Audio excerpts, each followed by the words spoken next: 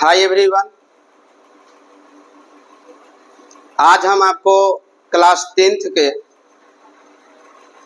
अध्याय 2 बहुपद का प्रश्नावली 2.2 का सवाल हम आपको हल करके बताएंगे। और कह रहा है प्रश्न कि निम्न द्विघात बहुपदों के शून्यक ज्ञात कीजिए। और द्विघात बहुपद का यदि हमें शून्यक ज्ञात करना है तो यह कोई बड़ी बात नहीं है, आप बहुत आसानी से चुटकियों में हल कर सकते हैं। सर्वप्रथम जो मेरे पास बहुपद दिया गया है उसके प्रारंभ वाले पद को और अंतिम वाले पद को हम गुना करेंगे। तो वर्किंग नोट हम कर रहे हैं, एक्स स्क्वायर है और इसको हम गुना करेंगे -8 से, तो ये हमें मिलेगा माइनस में 8x स्क्वायर।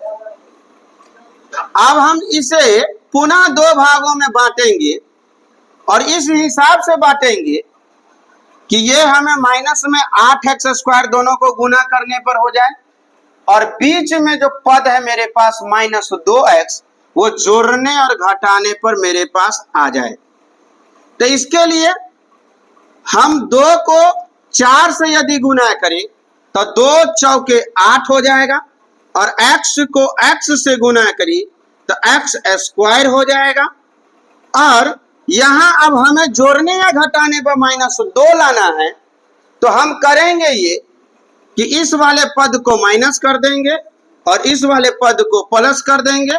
और यदि हम कैलकुलेशन करते हैं तो देखा जाए 4x में से यदि 2x जाता है तो माइनस में 2x बचेगा, अर्थात -4x में से यदि हम +2x दे देते तो -2x बचेगा।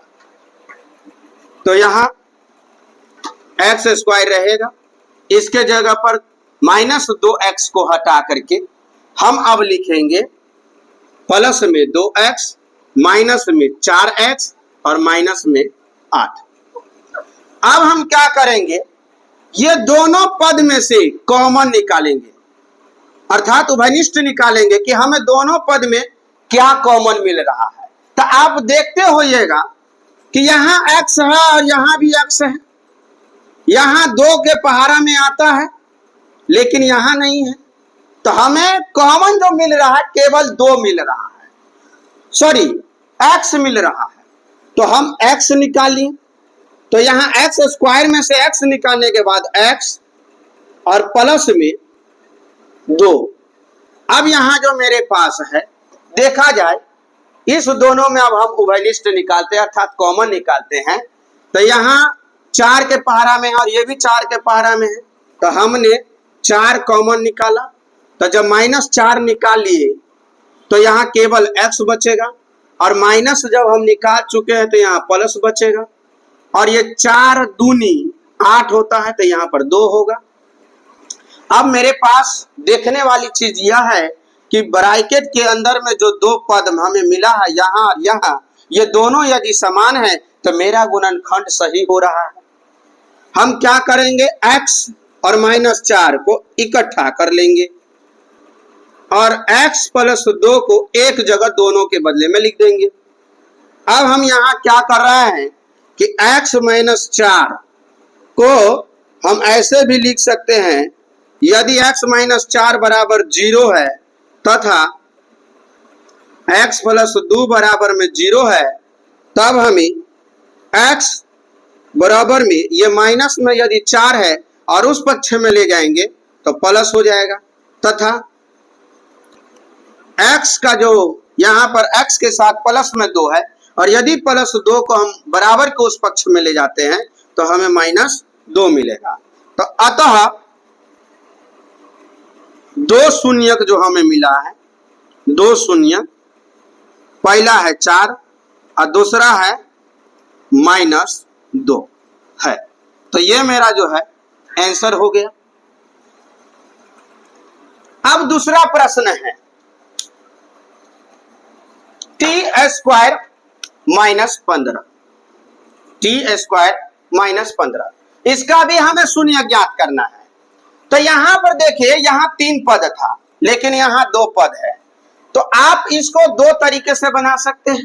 पहला तरीका यह है कि हम सूत्रों की सहायता ले लेते हैं। जैसे t को हम लिख सकते हैं t का होल स्क्वायर, टी स्क्वायर को हम लिख सकते हैं t का होल स्क्वायर, और माइनस हम 15 को इस हिसाब से लिखेंगे कि यदि हम स्क्वायर करें तो पुनः हमें माइनस 15 प्राप्त हो, अर्थात रूट अंडर 15 का यदि हम होल स्क्वायर कर देते हैं तो यदि रूट अंडर 15 का हम होल स्क्वायर करेंगे तो 15 ही प्राप्त होगा। तो अब देखा जाए तो यहाँ पर एक सूत्र काम कर रहा है, वह सूत्र है ए स्क्वायर माइनस बी स्क्वायर बराबर में ए प्लस में बी इंटू में ए माइनस में बी। तो अब हम इसे लिख सकते हैं टी बोले तो ए और रूट अंडर माइनस में रूट अंडर 15 बोले तो बी। अब हम इसको यहां पर लिख देते हैं टी प्लस में रूट अंडर 15 और एक लिख देते हैं टी माइनस में रूट अंडर 15। अब हम यहां इसे लिख सकते हैं यदि टी प्लस में रूट अंडर 15 बराबर 0 तथा टी माइनस में रूट अंडर 15 बराबर 0, तब हमें क्या मिलेगा? तो t का जो मान है यहाँ प्लस में उस पक्ष में जाने के बाद माइनस में रूट अंडर 15 तथा t का जो मान इधर माइनस में है उस पक्ष में जाने के बाद प्लस में हो जाएगा रूट अंडर 15। तो अतः 2 शून्यक जो हमें मिल रहा है, पहला मिला है माइनस रूट अंडर 15 तथा दूसरा है रूट अंडर 15 है। तो ये भी मेरा आंसर हो गया। अब देखी जाए एक और प्रश्न है मेरे पास, वो है 6x स्क्वायर माइनस में 3 माइनस में 7x। अब हम इसे क्या करेंगे? पहले तो देख ले, यदि बहुपद के हिसाब से देखें तो ये सही नहीं है, हम इसको सही करेंगे।